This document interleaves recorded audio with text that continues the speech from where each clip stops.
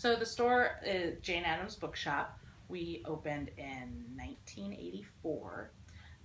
The original owner started her bookshop in the Jane Addams Bookshop in Chicago, where Jane Addams was a socialist feminist.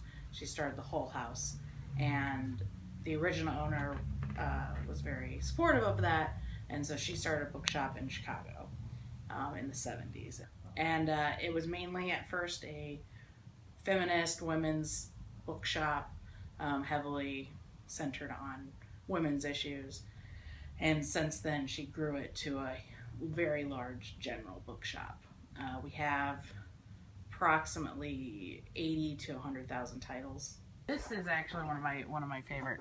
The mezzanine is one of my favorite spots in the store because I can look out over the entire first floor, and I can just see a different perspective of the bookshop.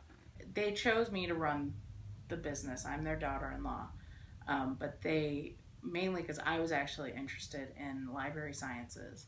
I have a humongous love of books, and so it was a dream of mine to work in the bookshop, to work in a bookshop. The Jane Addams Bookshop is very much unique for the area. We have 3 floors of used books. We're one of the largest used bookshops in Illinois. There are some larger ones, but in Chicago, St. Louis areas. But we are, for Central Illinois, we are a huge bookstore. In a town with a university, we should have many used bookstores, and we only have 2. So we are unique in the sense that we kind of continually give the used bookshop, people love bookshops, so we give that feeling to them still. People can come in here and it has the 15 different rooms that we have, and the 3 floors, and the little nooks and crannies that have books piled up in places. We give that a special feeling and an experience to people that box stores like Barnes and Noble and Amazon, that Amazon can't even give because they're not brick and mortar. It's the experience of shopping and browsing through a bookshop is very special to some people, and I am very happy to be able to give that to them. It is a very hot topic in the book world, paper versus the internet. I can have the book, I can feel the weight of that story.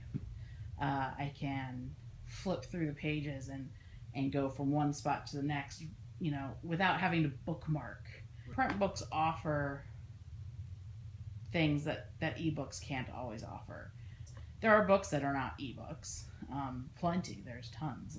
If you look at older books from the late 1800s, early 1900s, even before that, they're beautifully made.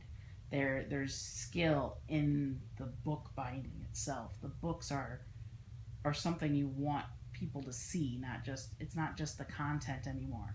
It's the volume of the book.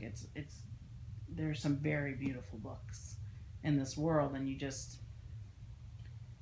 that is something I want to see come back more, is the beauty of the book.